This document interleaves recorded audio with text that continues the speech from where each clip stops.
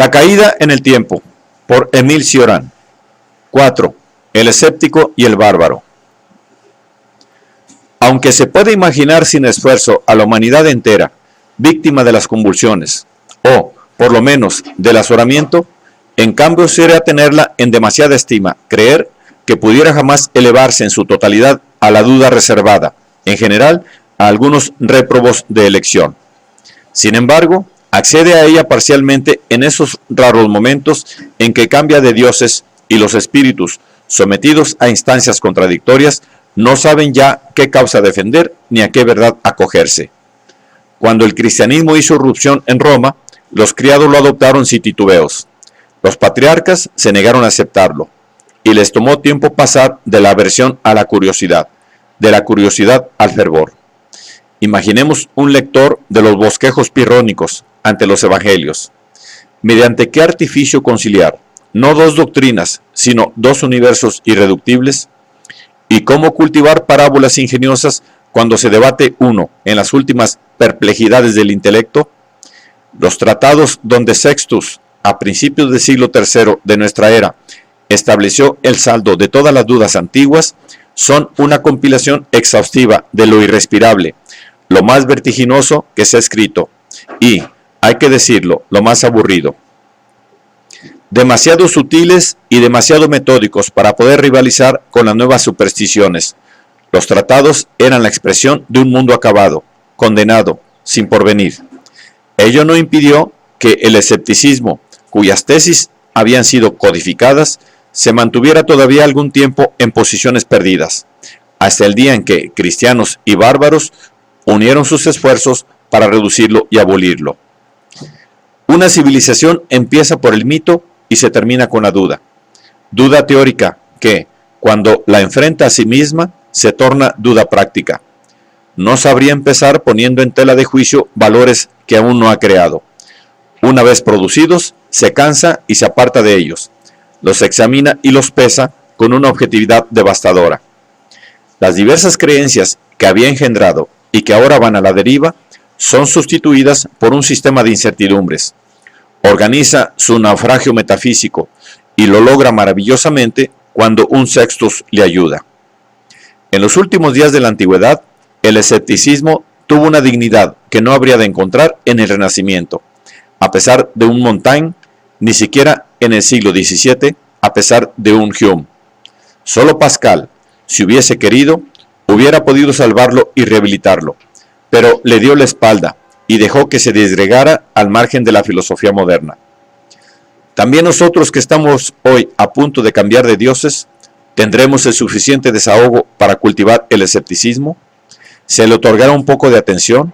¿O, por el contrario, francamente prohibido, será ahogado por el tumulto de dogmas? Sin embargo, lo importante no es saber si está amenazado desde fuera, sino si lo podemos cultivar realmente, si nuestras fuerzas nos permiten afrontarlo sin sucumbir. Pues antes de ser un sistema de civilización, es asunto individual, y bajo ese título nos concierne, independientemente de la expresión histórica que adopte. Para vivir, para respirar siquiera, tenemos que llevar a cabo el insensato esfuerzo de creer que el mundo o nuestros conceptos encierran un fondo de verdad. Desde que, por una u otra razón, el esfuerzo se distiende, retornamos a ese estado de indeterminación pura, donde, ya que la mínima certeza nos parece un destino, cualquier toma de posición, cualquier adelanto o proclama del espíritu, adquiere el aspecto de una divagación. Cualquier afirmación nos parece entonces aventurada o degradante, al igual que cualquier negación. Sin duda, es igualmente extraño y deplorable llegar a ese punto, cuando durante años nos hemos esmerado, con cierto éxito, en superar la duda y en curarnos de ella. Pero la duda es un mal del que nadie se deshace por completo, si realmente lo ha experimentado, y es justamente de una recaída de lo que aquí se hablará. En primer lugar, hemos cometido un error al colocar la afirmación y la negación en el mismo plano. Estamos de acuerdo en que negar es afirmar al revés. Sin embargo, hay algo más en la negación, un suplemento de ansiedad, una voluntad de singularizarse y algo como un elemento antinatural. Si la naturaleza se conociera y pudiera situarse a la altura de la fórmula, elaboraría sin cesar juicios de existencia.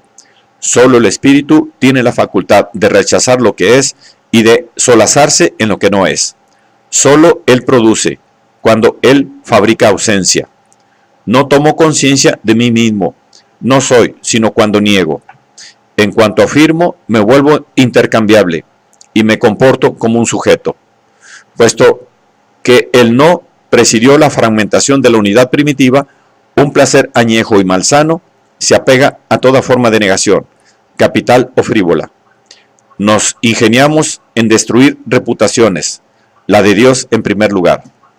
Pero hay que decir, para nuestra descarga, que nos encarnizamos todavía más en arruinar la nuestra al poner nuestras verdades en tela de juicio y desacreditarlas, al llevar a cabo en nosotros el desplazamiento de la negación a la duda. Mientras que siempre negamos en nombre de algo exterior a la negación, la duda, sin prevalecerse de nada que la supere, se alimenta de sus propios conflictos, de esa guerra que la razón se declara a sí misma cuando, extenuada, atenta contra sus fundamentos y los voltea al revés, para, libre al fin, escapar al ridículo de tener que afirmar o negar lo que sea.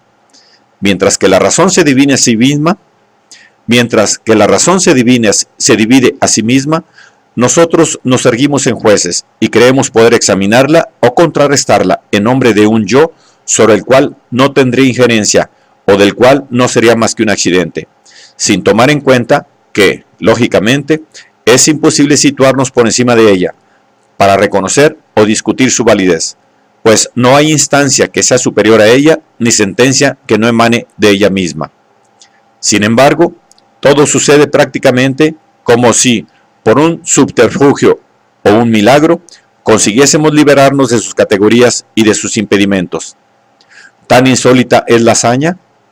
Se trata en realidad de uno de los fenómenos más simples. Cualquiera que se deje llevar por sus razonamientos olvida que está haciendo uso de la razón. Y ese olvido es la condición para un pensamiento fecundo, para el pensamiento a secas inclusive. Por más que sigamos el movimiento espontáneo del espíritu y que, mediante la reflexión, nos situemos directamente en la vida, no podemos pensar que pensamos, pues apenas lo hacemos.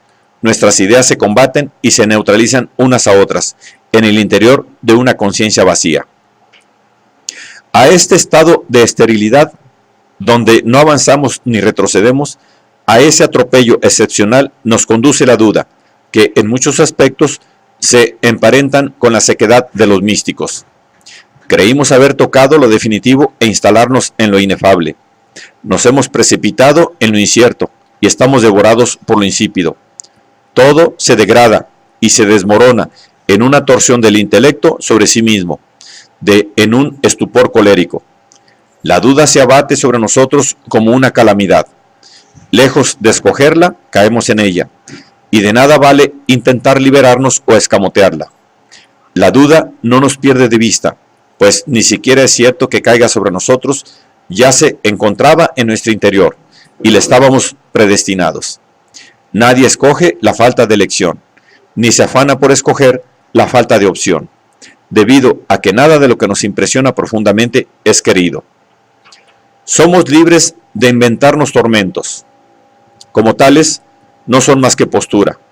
Solo cuentan los que surgen de nosotros a nuestro pesar. Solo vale lo inevitable, lo que resulta de nuestras imperfecciones y contratiempos de nuestras posibilidades. En resumen, la verdadera duda nunca será voluntaria, incluso bajo su forma elaborada, ¿qué es sino el disfraz especulativo que reviste nuestra intolerancia al ser? De la misma forma, cuando nos arrebata y sufrimos sus angustias, no hay nada de lo cual no podamos concebir su inexistencia. Si se quiere comprender el proceso mediante el cual la razón viene a socavar sus bases y a roerse a sí misma, hay que imaginarse un principio autodestructor de esencia conceptual. No contentan con declarar la certeza imposible, también excluye la idea, e incluso irá más lejos, rechazando toda forma de evidencia, pues las evidencias provienen del ser del cual se ha desprendido. Y este desprendimiento engendra, define y consolida a la duda. No hay juicio, aunque sea negativo, que no tenga raíces en lo inmediato, o que no suponga un deseo de ceguera, a causa del cual la razón no denota nada manifiesto a lo que se pueda fijar. Mientras más rechace la ceguera, más considerará igualmente gratuita y nula cualquier oposición, cualquier proposición. La mínima adhesión, el asentimiento, bajo la forma que se presente, le parece inexplicable, inaudita, sobrenatural, y, por ello, cuidará de lo incierto ampliando su campo con un celo en el que entra una sospecha de vicio y, curiosamente, de vitalidad. Y el escéptico se congratula, pues, sin esa búsqueda jadeante de lo improbable, donde a pesar de todo despunta alguna complicidad con la vida, no sería más que un fantasma.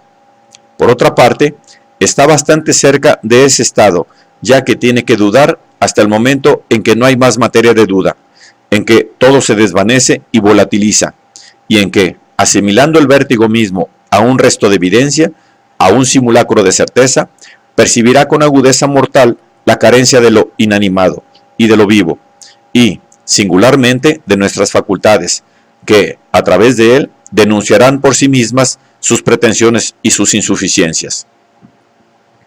Quien quiera mantener su pensamiento en equilibrio, intentará no tocar ciertas supersticiones esenciales. Esta es una necesidad vital para el espíritu, necesidad que solo el escéptico desprecia. Él, que no tiene nada que preservar, no respeta ni los secretos ni las prohibiciones indispensables para la duración de las certezas. Y se trata, en efecto, de certezas. La tarea que el escéptico se arroja es la de excavarlas para revelar su origen y comprometerlas, para identificar el dato sobre el cual se fundan, y que, al menor examen, revela no ser distinto de una tesis o de una ilusión. No tendrá más consideraciones con el misterio, en el que solo discierne un límite que los hombres, por timidez o por pereza, le han asignado a sus interrogaciones y a sus inquietudes. En esto, como en todo, lo que este fanático persigue con intolerancia es la ruina de lo inviolable. Porque la negación es una duda impura, agresiva, un dogmatismo invertido. Es raro que se niegue a sí misma, que se emancipe de sus frenesíes y que se disocie de ellos. Por el contrario, es frecuente, incluso inevitable, que la duda se ponga por sí misma en entredicho, que quiera abolirse antes de ver degenerar sus perplejidades en artículos de fe, puesto que todo es equivalente. ¿Con qué derecho escaparían sus perplejidades a esta equivalencia universal que necesariamente las anula? Si el escéptico hiciera una excepción con ellas, se condenaría, invalidaría sus tesis. Pero como piensa mantenerse fiel a ellas y sacar sus consecuencias, llegará al abandono de toda búsqueda, a la disciplina de la abstención, a la suspensión del juicio. Al disolverse una tras otra las verdades que había examinado en su principio y analizado sin piedad, no se tomará el trabajo de clasificarlas o jerarquizarlas. ¿A cuál de todas daría su preferencia cuando se trata, precisamente, de no preferir nada, de no convertir más una opinión en convicción? E incluso no debería permitirse opiniones más que por capricho o por necesidad de rebajarse a sus propios ojos. ¿Por qué esto en lugar de esto otro? Adoptará este antiguo refrán de los dubitativos, siempre corrosivo, sin perdonar a nadie, ni siquiera a la muerte, demasiado cortante, demasiado segura, rebosante de primarismo, para tara que ha heredado de la vida. La suspensión del juicio representa la pendiente filosófica de la irresolución, la fórmula que toma prestada para enunciarse una voluntad impropia para optar por otra cosa que no sea una ausencia que excluya toda escala de valores y todo criterio apremiante. Un paso de más, y a esa ausencia se suma otra, la de las sensaciones. Suspendida la actividad del espíritu, ¿por qué no suspender la de los sentidos, la de la sangre inclusive? No más objeto, no obstáculo, ni elección que esquivar o afrontar. Igualmente sustraído a la servidumbre de la percepción y del acto, el yo, sobreponiéndose a sus funciones, se reduce a un punto de conciencia proyectado en lo indefinido, fuera del tiempo. Si toda forma de expresión implica una sed de lo irrevocable, ¿es posible imaginar a un conquistador suspendiendo su juicio? La duda no franquea el Rubicón. La duda no franquea nada. Su fin lógico es la inacción absoluta, extremo concebible en pensamiento, inaccesible de hecho. De todos los escépticos, solo Pirrón se acercó realmente a este extremo. Los otros lo intentaron con mayor o menor éxito, y es que el escepticismo tiene en su contra a nuestros reflejos, nuestros apetitos, nuestros instintos. Por mucho que declare que el ser es un prejuicio, ese prejuicio, más viejo que nosotros, es anterior al hombre y la vida.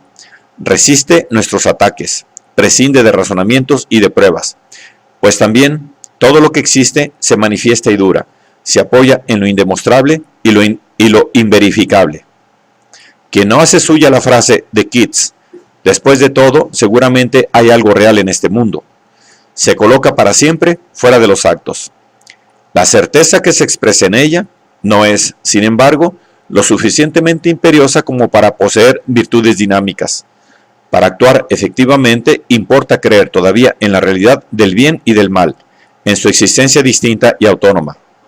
Si asimilamos uno y otro a convenciones, el entorno que los individualiza se esfuma. No más actos buenos o malos, es decir, no más actos, de manera que las cosas, así como los juicios que tenemos sobre ellas, se anulan en el seno de una mustia identidad. Un valor que sabemos arbitrario deja de ser un valor y se degrada en ficción. Y con ficciones no hay forma de instituir una moral, menos aún reglas de conducta inmediatas. Por eso, para escapar al desorden, nos incumbe el deber de reinstalar al bien y al mal en sus derechos, de salvarlos y de salvarnos, a costa de nuestra clarividencia. Es el dubitativo en nosotros quien nos impide dar nuestra medida. Es él quien, al imponernos el peso de la lucidez, nos cansa, nos agota y nos abandona a nuestras penas, después de haber abusado de nuestras capacidades de interrogación y de rechazo.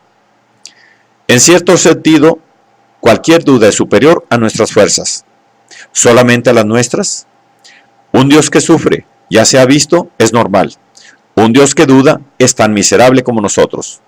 Es así como, a pesar de lo bien fundadas de su ejemplar legitimidad, no consideramos jamás nuestras dudas sin un cierto horror, aun cuando hayamos sentido alguna voluptuosidad al concebirlas. El escéptico intratable, atrincherado en su sistema, nos parece un desequilibrado por exceso de rigor, un lunático por incapacidad de divagar. En el plano filosófico no hay nadie más honesto que él, pero su misma honestidad tiene algo monstruoso. Nada tiene salvación ante sus ojos, todo le parece aproximación y apariencia, tanto nuestros teoremas como nuestros gritos. Su drama consiste en no poder condescender en ningún momento a la impostura, como hacemos todos cuando afirmamos o negamos, cuando tenemos el descaro de emitir cualquier opinión. Y porque es incurablemente honesto, el escéptico descubre la mentira siempre que una opinión ataca la indiferencia y sale triunfante. Vivir equivale a la imposibilidad de abstenerse. Vencer esa imposibilidad es la tarea desmesurada que se impone y que afronta solo, pues la abstención en común, la suspensión colectiva del juicio, no es practicable. Si lo fuera, ¿qué ocasión para la humanidad de efectuar un fin honorable? Pero lo que penosamente le corresponde al individuo no podría de ninguna manera concernirle a las multitudes, capaces apenas de elevarse a la negación. La duda se revela incompatible con la vida. Así, el escéptico consecuente, obstinado, ese muerto vivo, termina su carrera en una derrota sin analogía con ninguna otra aventura intelectual. Furioso por haber buscado la singularidad y haberse complacido en ella, aspirará a la desaparición, al anonimato, y esto, paradoja de las más desconcertantes, en el momento mismo en que ya no tiene ninguna afinidad con nada ni con nadie. Tomar como modelo lo vulgar es todo lo que el escéptico desea en ese punto de su caída en que reduce la sabiduría al conformismo y la salvación a la ilusión consciente, a la ilusión postulada, es decir, a la aceptación de las apariencias como tales.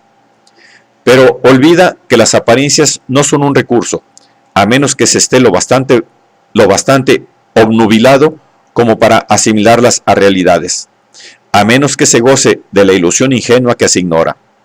Ilusión que es justamente el patrimonio de los otros y cuyo secreto él es el único en ignorar. En vez de tomar partido, él, el enemigo de la impostura en filosofía, se dedicará a hacer trampa en la vida, persuadido de que, a base de simulaciones y de fraudes, llegará a no distinguirse del resto de los mortales a quienes tratará inútilmente de imitar, pues todo acto exige un combate contra los 1000 motivos que tiene para no ejecutarlo.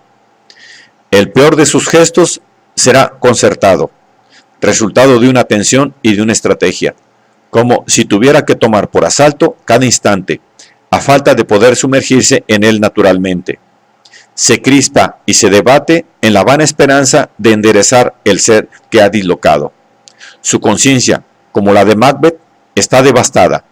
Él también mató al sueño, el sueño donde descansaban las certezas que se despiertan y vienen a atormentarlo y a perturbarlo. Y lo perturban, en efecto.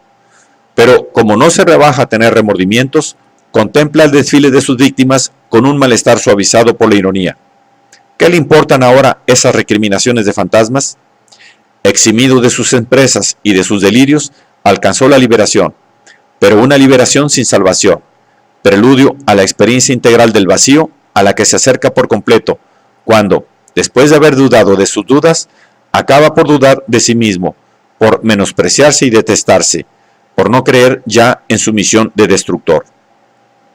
Una vez roto el último lazo que lo ligaba a sí mismo, y sin el cual hasta la destrucción es imposible, buscará un refugio en la vacuidad primordial, en lo más íntimo de los orígenes, antes de ese conflicto entre la materia y el germen que se prolonga a través de la serie de seres, desde el insecto hasta el más hostigado de los mamíferos. Como ni la vida ni la muerte excitan ya su espíritu, es menos real que esas sombras a quienes acaba de sufrir los reproches. Es menos real que esas sombras de quienes acaba de sufrir los reproches. No hay ningún tema que le intrigue o que quiera elevar a la dignidad de un problema, de una calamidad. Su falta de curiosidad alcanza una amplitud tal que se acerca al despojo total, a una nada más desnuda que la de los místicos, quienes se enorgullecen o se quejan de ella después de sus peregrinaciones a través del desierto de la divinidad. En medio de su pasmo sin falla, un solo pensamiento perturba todavía al escéptico, una sola interrogación, estúpida, risible, obsesionante. ¿Qué hacía Dios mientras no hacía nada? ¿En qué empleaba sus terribles ocios antes de la creación? Si se dirige a él de igual a igual, es porque ambos se encuentran en el mismo grado de estancamiento y de inutilidad.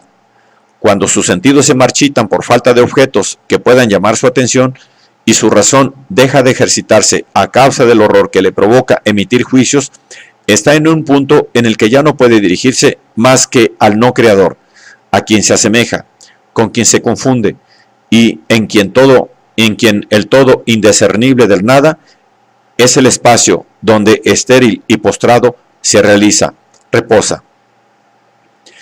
Al lado del escéptico riguroso, o si se prefiere ortodoxo, cuyo lamentable y en cierto sentido grandioso fin acabamos de ver, existe otro, herético, caprichoso que, aunque sufre la duda de manera intermitente, es susceptible de asumirla hasta el final y de sacar las últimas consecuencias. También él conocerá la suspensión del juicio y la abolición de las sensaciones, solamente en el seno de una crisis, que superará proyectando en la indeterminación en la que se ve precipitado un contenido y estremecimiento que no parecía tener. Saltando fuera de las aporías donde vegetaba su espíritu, pasa del entumecimiento a la exaltación. Se eleva a un entusiasmo alucinado que haría del mineral un lírico, si todavía hubiera mineral. Ninguna consistencia en ninguna parte, todo se transfigura y se desvanece. Solo queda él frente a un vacío triunfal. Libre de los obstáculos del mundo y de los del entendimiento, él también se compara a Dios, quien, esta vez, será desbordante, excesivo, ebrio, sumergido en los trances de la creación, y cuyos privilegios hará suyos bajo el golpe de una súbita omnisciencia, de un minuto maravilloso donde lo posible, desertando del porvenir, vendrá a fundirse con el instante para engrosarlo, para dilatarlo hasta reventar. Llegado a este punto, ese escéptico sui generis nada teme tanto como caer en una nueva crisis. Por lo menos tendrá el ocio de considerar desde fuera a la duda sobre la que momentáneamente ha triunfado, contrariamente al otro escéptico que se clavó en ella para siempre. Posee sobre este último la ventaja de poder abrirse a experiencias de un orden diferente, sobre todo a las de los espíritus religiosos que utilizan y explotan la duda, la convierten en etapa, en un infierno provisional pero indispensable, para desembocar en el absoluto y anclarse en él. Son traidores del escepticismo, y él quisiera seguir su ejemplo. En la medida en que lo realiza, entrevé que la abolición de las sensaciones puede conducir a otra cosa más que a un callejón sin salida. Cuando Sariputta, un discípulo del Buda, exclama: "El nirvana es felicidad", y se le objeta que no podría haber felicidad allí donde no hay sensaciones, Sariputta responde: "La felicidad está exactamente donde no hay ninguna sensación".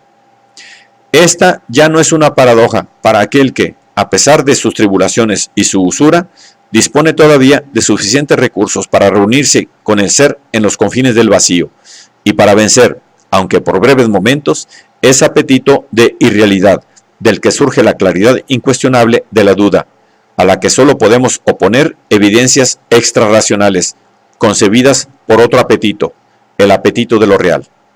Sin embargo, en cuanto aparece la menor flaqueza, surge el estribillo. ¿Por qué esto en lugar de lo otro? Y su insistencia y su repetición lanzan a la conciencia a una intemporalidad maldita, a un futuro congelado, mientras que cualquier sí, e inclusive el no, la hacen participar en la sustancia del tiempo, del que emanan y al que proclaman. Toda afirmación, y con mayor razón, toda creencia, procede de una herencia bárbara que la mayoría, la casi totalidad de los hombres, tiene la dicha de conservar, y que solo el escéptico, una vez más el verdadero, el consecuente, ha perdido o liquidado, hasta el punto de no guardar sino vagos restos, demasiado débiles como para influir sobre su comportamiento o sobre la conducta de sus ideas.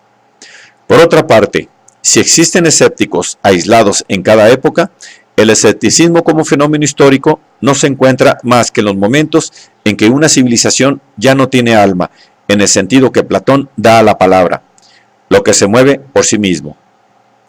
En la ausencia de todo principio de movimiento, ¿cómo tendrían aún un presente, como sobre todo un porvenir? Y así como el escéptico, al cabo de su trabajo de zapa, se encontraba en una derrota semejante a la que había reservado a las certezas, así también una civilización, después de haber minado sus valores, se hunde con ellas y cae en una delicuescencia donde la barbarie aparece como el único remedio, tal como lo atestigua el apóstrofe lanzado a los romanos por Salviano a principios del siglo V. No existe entre nosotros una ciudad que sea pura, salvo aquellas donde habitan los bárbaros. En esas circunstancias, quizás se trataba menos de licencia que de desorden. La licencia, el desenfreno inclusive, le sientan bien a una civilización, o por lo menos concuerda con ella, pero teme al desorden que se extiende y se vuelve hacia los que estaban exentos. Entonces es cuando el bárbaro empieza a seducir, a fascinar los espíritus delicados, los espíritus conflictivos, que le envidian y admiran, a veces abiertamente, por lo regular a escondidas, y que desean, sin confesárselo siempre, convertirse en esclavos. Que también le temen es innegable, pero ese temor, de ninguna manera saludable, refuerza, por el contrario, su sumisión futura, los debilita, los paraliza y los hunde más en sus escrúpulos y sus impases. En su caso, la abdicación, que es su única salida, trae consigo no tanto la suspensión del juicio como la de la voluntad, no tanto la derrota de la razón como la de los órganos. A esas alturas, el escepticismo es inseparable de un achaque fisiológico. Una constitución robusta lo rechaza y se aparta de él. Un organismo débil cede y se precipita en el escepticismo. ¿Querrá después apartarse de él? Como no lo logrará por sus propios medios, pedirá la asesoría del bárbaro, cuyo papel no es el de resolver los problemas, sino el de suprimirlos, y con ellos la conciencia sobreaguda que les es inherente y que extenúa al débil, aun cuando haya renunciado a toda actividad especulativa. Y es que en esa conciencia se perpetúa una necesidad enfermiza, irreprimible, anterior a cualquier perplejidad teórica. La necesidad que tiene el débil de multiplicarse en el desgarramiento, el sufrimiento y la frustración, de ser cruel no hacia otro, sino hacia sí mismo. Hace de la razón un instrumento de autotortura en vez de utilizarla para apaciguarse. Le proporciona argumentos contra sí mismo, justifica su voluntad de tropiezo, lo adula, se agota en hacerle la existencia intolerable. Y es mediante un desesperado esfuerzo contra sí como apresura a su enemigo para que venga a liberarlo de su último tormento. El fenómeno bárbaro, que sobreviene inevitablemente en ciertos momentos de la historia, es acaso un mal, pero un mal necesario. Por lo demás, los métodos que se usarían para combatirlo precipitarían su advenimiento, ya que para ser eficaces tendrían que ser feroces, y una civilización no quiere prestarse a tales métodos, e incluso si lo quisiera, su falta de vigor le impediría recurrir a ellos. Lo mejor que podría hacer, una vez declinante, es arrastrarse ante el bárbaro, actitud que, por cierto, no le repugna, pues sabe demasiado bien que el bárbaro encarna el futuro. Invadido el imperio, los letrados, pensemos en un Sidonio Apolinario, un Enodio, un Casiodoro, se convirtieron naturalmente en los panegiristas de los reyes godos. El resto, la gran masa de los vencidos, se refugió en la administración o en la agricultura, pues estaban demasiado apotronados como para que se les permitiera la carrera de las armas. Convertidos al cristianismo por cansancio, fueron incapaces de asegurar su triunfo. Les ayudaron los conquistadores. Una religión no es nada por sí misma, su destino depende de los que la adoptan. Los nuevos dioses exigen hombres nuevos, susceptibles, en todo momento, de decidir y de optar, de decir directamente sí o no, en lugar de enredarse en triquiñuelas y empobrecerse por el abuso del matiz. Como las virtudes de los bárbaros radican precisamente en la fuerza de tomar partido, de afirmar o de negar, siempre serán celebradas en las épocas decadentes. La nostalgia por la barbarie es la última palabra de una civilización, y es, por lo mismo, la del escepticismo. Al expirar un ciclo, en que, en efecto, puede soñar un espíritu que está de vuelta de todo, sino en la suerte que tienen los brutos al apostarle a lo posible y encenagarse en ello, incapaz de defender dudas que ya no practica o de suscribir dogmas nacientes que desprecia, aplaude suprema renuncia del intelecto, las irrefutables demostraciones del instinto. El griego se arrodilla ante el romano, quien a su vez se arrodillará ante el germano, según un ritmo inexorable, una ley que la historia se apresta a ilustrar. Hoy aún más que al principio de nuestra era. El combate es disparejo entre los pueblos que discuten y los pueblos que callan, tanto más cuanto que los primeros, habiendo gastado su vitalidad en argucias, se sienten atraídos por la rudeza y el silencio de los últimos. Si esto es cierto de una colectividad, ¿qué será de un individuo, singularmente del escéptico? Así pues, no hay que sorprenderse de verle, a él, profesional de la sutileza, en medio de la última soledad a la que ha llegado, erguirse como amigo y como cómplice de las hordas.